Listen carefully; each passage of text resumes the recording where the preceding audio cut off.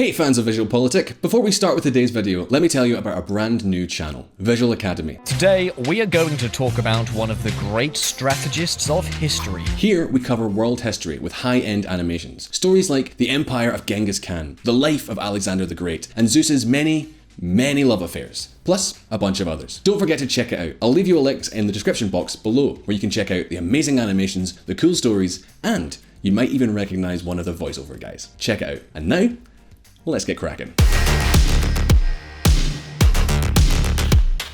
On Sunday, the 25th of October 2020, in the middle of the coronavirus pandemic, Chileans were called to vote for the National Plebiscite of 2020, a referendum that asked citizens if they wanted a new constitution to be written, and if so, who they wanted to do it. The referendum was far from being run of the mill for two reasons. On the one hand, the future of the country was to be decided to such an extent that the construction of a new Chilean republic was at stake, which would make it the sixth. And furthermore, it would take place in the midst of a wave of unbridled violence. In fact, a few days before the vote, we were seeing news headlines like this one. Violent protests resurge in Chile 2 weeks before the referendum for a new constitution. El País.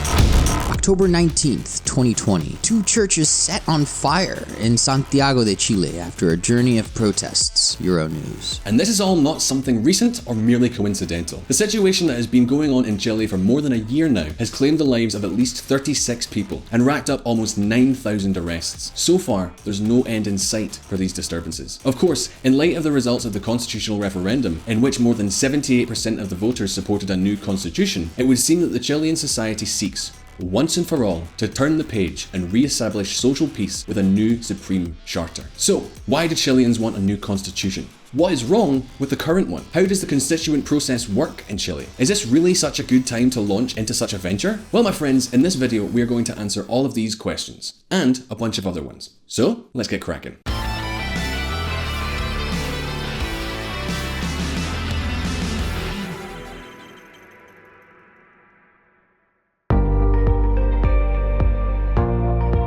If there is one thing that is undeniable, it is that under the current constitution, Chile has achieved the highest standards of development and living standards in all of Latin America. Remember, this is a region where poverty continues to be widespread and where things, at least in the short term, unfortunately, do not look good. So, the dilemma here would be, is the economy the only thing that matters? Well, for 78% of Chileans, the answer seems to have been a clear and resounding no. The economy is not the only thing that matters. In fact, the reasons for wanting a new constitution are very broad, but we could summarize them in that the current constitution of 1980 was created by a brutal dictatorship and was conceived with an authoritarian objective, one that is very different from the political model of today's Chile. So much so that even President Sebastián Piñera and his party have supported the approval, the vote in favor of change in this latest referendum.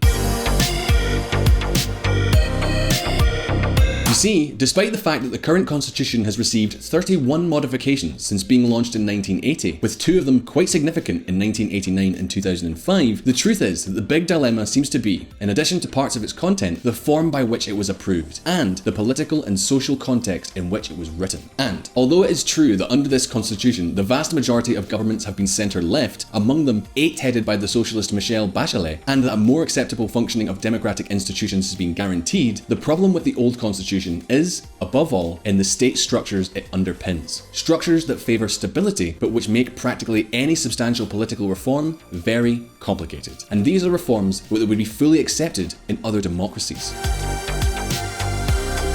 In fact, one of the great political problems of Latin America is precisely this. As a general rule, their constitutions and laws have added social rights to their texts as protests have occurred, but they have made sure not to touch the many political privileges accommodated for the elites. Rigid elites that manage to stand fast generation after generation. But let's not get sidetracked here. The point is that all this change that has been set in motion in Chile is generating an enormous sea of doubts about what the new ultimate result of the Chilean constitution may be. Of course, before getting into this question, it's a good idea to take a look at the current one from 1980 to understand why the Chileans don't like it anymore. So my friends, the question is this next constitutional change justified? Well, let's take a look.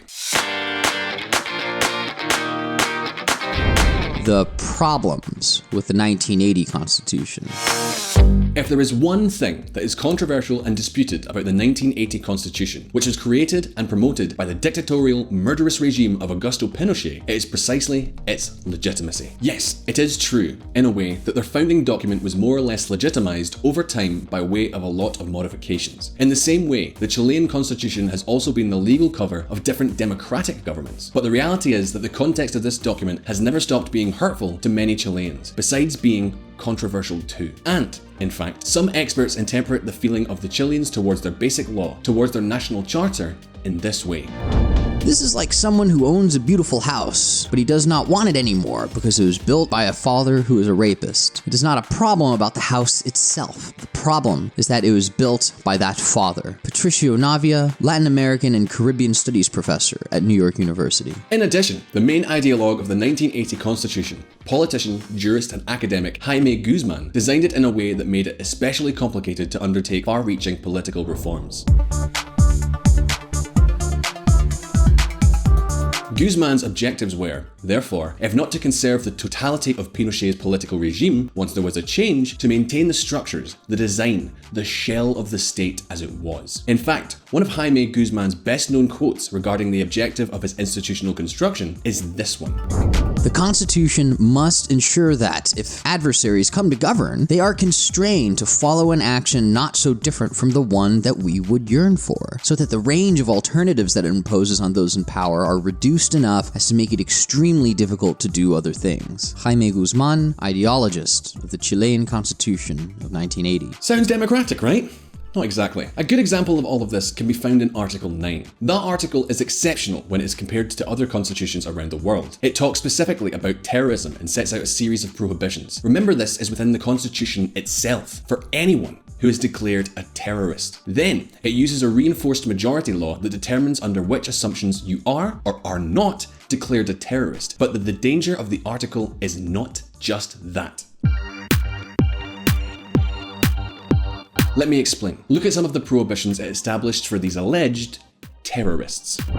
Those responsible will be disqualified to exercise public functions or positions for a period of 15 years, whether or not they are popularly elected, or as a rector or director of an educational establishment, or to exercise teaching functions in them, to exploit a media, or to be a director or administrator of it. Nor may they be leaders of political or education-related organizations, or of a neighborhood, professional, business, union, student, or union character in general during said term. Article 9 of the Constitution of Chile. Now, obviously, no one here is in favor of terrorism, nor of not condemning terrorists. But the important question here is, what is a terrorist? Yes, well, that's exactly what the reinforced majority law sets out. But the mere existence of that article is a window of opportunity for a political majority to determine that terrorism, for example, is something very different from what we are all thinking terrorism actually is. And of course, the Pinochet regime had something very different in mind when they wrote this article. If necessary, this legal construction could be used by an authoritarian president to eliminate from public life not only the political opposition, but also any dissident citizen, depriving them of their public jobs, of being teachers, or exercising freedom of the press, for example. It is just one example of how this constitution is rooted in a very different ideology than what we are used to seeing in more advanced democracies. But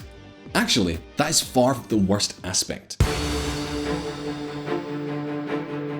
The power granted to the president is immense, much greater than that of any other unitary republics with a presidentialist system. To give you an example, Article 65 of the current Chilean constitution attributes exclusively to the President of the Republic to take the initiative in things like this.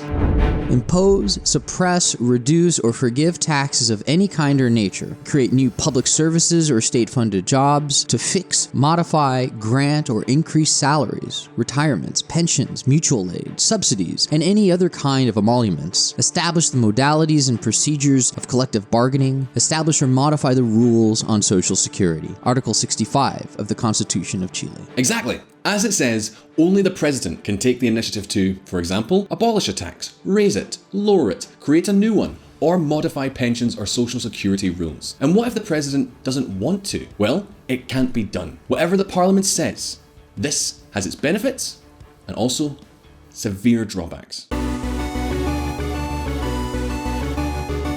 For example, some supporters of this structure, including many libertarians, argue that these exclusive initiatives are positive in that they favour fiscal discipline, as well as limit and avoid the political electoral conflicts that could affect many legislators. Because in Chile, presidents cannot run for consecutive re-election. However, it seems that the political and social majority is not so clear, and in any case, there are greater powers than those usually granted to the presidents of the most developed democracies. Because it is not a question of whether or not the president has a veto, but rather that the entire initiative is exclusively his. In any case, what is clear, beyond the political legal debate is, as we saw before, that the 1980 Constitution seems a clear reminiscence of another era where the president, an authoritarian one at that, had all the power. Nevertheless, what is a fact is that the Chileans are about to have a completely new constitution, and the process to achieve it will be carried out through what is known as a constituent process. Now, what is this process like, and what are its limitations? Well, let's take a look.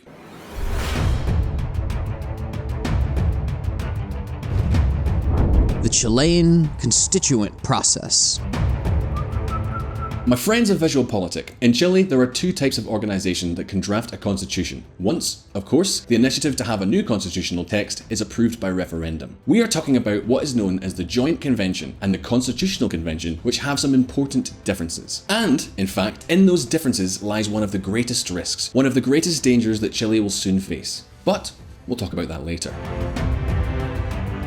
The main difference between the Mixed Convention and the Constitutional Convention is who elects its members. In the case of the Mixed Convention, it is composed of 172 constituents, half of whom are parliamentarians elected by Congress, and the other half are citizens elected by popular vote. In this case, the famous rule of parity approved by law by both chambers of the National Congress requires that there be half men and half women, but this only applies to constituents who are citizens, not the parliamentarians. In contrast, the Constitutional Convention has 155 members who are all citizens elected by popular vote and who must all be half male and half female.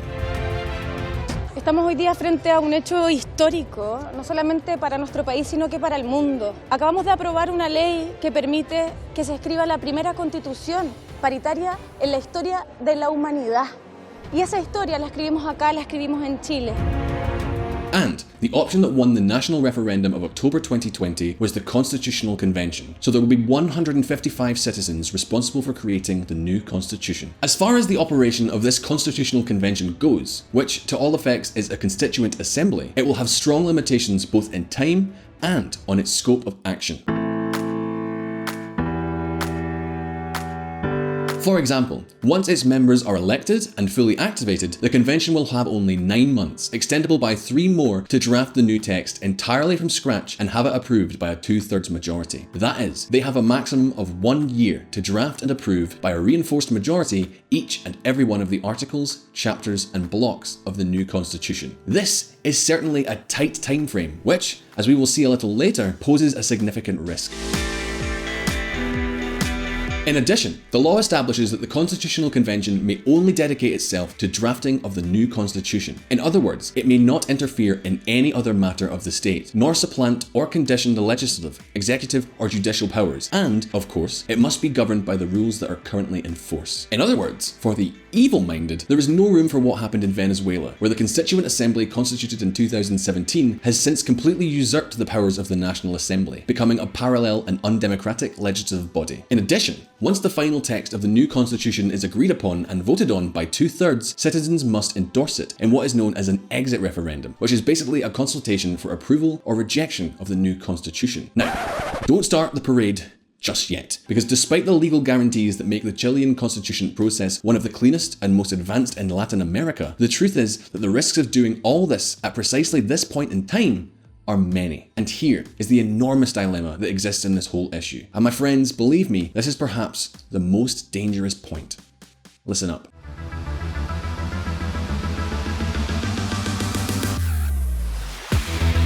A high voltage new constitution. So my friends, it is what it is. If there is one thing that will notably frame the process of writing this new constitutional text in Chile right now, it is precisely its social, political, and now its economic situation as well. And the fact that the Constitutional Convention has been chosen as the method for carrying it out adds even more risk to this delicate game board. Think about it for just one moment. In the face of the outbreak of violence, the mobilizations, and now also the economic and social crisis produced by the coronavirus, the vote of the members of the Constituent Convention could be a real danger. It's no secret that in times when societies are struggling are also times when radical movements have the most opportunity to achieve broad levels of power. And of course, the most significant risk that arises from this whole scenario is that Chileans, with such a political situation and, above all, a social explosion, will elect a majority of constituents with very radical positions, perhaps very linked to what has become known in Latin America as 21st century socialism. Can you imagine that people who defended the regime of Venezuela or the policies of the governments of Bolivia or Argentina, for example, may participate in or may have even brought this whole process on? This is not a minor question. Chile has been the exception in Latin America to a constant succession of great frustrations and broken dreams. Yes, the country has many problems, such as a broken social mobility elevator or a poorly implemented pension system, but still, these problems are a far cry from what is the norm at the regional level, where things are obviously much worse. At the regional level, Chile has been a model of success, democracy and stability for the last 3 decades. And the question we can ask ourselves is, will the new constitution guarantee that the essence of what is known as the Chilean model remains in place? And be careful, because it is very easy to promise all kinds of rights, but then to enforce them, well, that is not so easy anymore. What's more, the constant violence to which Chileans have had to become accustomed during the last year could be used by the radicals as a method of pressure against the citizens who are drafting the new constitution. On top of that, the short time limit of 1 year will force the constituents to be very quick and not debate each article too much if they want to have the full text approved on time. In other words, we run the risk of trying to heal a wound by pouring boiling hydrogen peroxide on it, something that is of course not recommended. A new constitution undoubtedly was necessary, but was this the best point in time to get down to business? And that is precisely why there is quite a lot of concern about what kind of constitution may emerge from these conditions. It certainly does not seem that the new constitution will be orientated to limit the power of the state and its president, as is the case with the United States, for example, but rather that it will end up being a text that gives the state enormous powers, many responsibilities, and a great deal of public intervention on a lot of issues concerning society and the economy. It's easy to say that one wants to resemble countries like Sweden or Norway, but isn't there a danger that it will end up looking more like the Argentinian model? All of this is not an easy process. The Scandinavian models demand a lot, and I mean a lot of competitiveness, something that the Chilean economy does not have. So the risk is on the table. But that said, it's now over to you. After understanding all the horrible things that Chile went through in the 1980s, do you think that Chile does need a new constitution? Do you think now is the right time to launch a new national charter? And what would you put in one if you got to design one from the bottom up? Leave your answers in the comments below. So, we really hope you enjoyed this video. Please hit like if you did, and don't forget to subscribe for brand new videos. Don't forget to check out our friends at the Reconsider Media podcast. They provided the vocals in this episode that were not my dulcet tones. Also, this channel is possible because of Patreon and our patrons on that platform. Please consider joining them and supporting our mission of providing independent political coverage. And, as always, I'll see you next time. If you want to learn more about politics and world affairs and hear some more of my lovely voice, come check out the Reconsider podcast, where we don't do the thinking for you. Find Reconsider at www.reconsidermedia.com or on Apple or Google Play or your favorite podcatcher.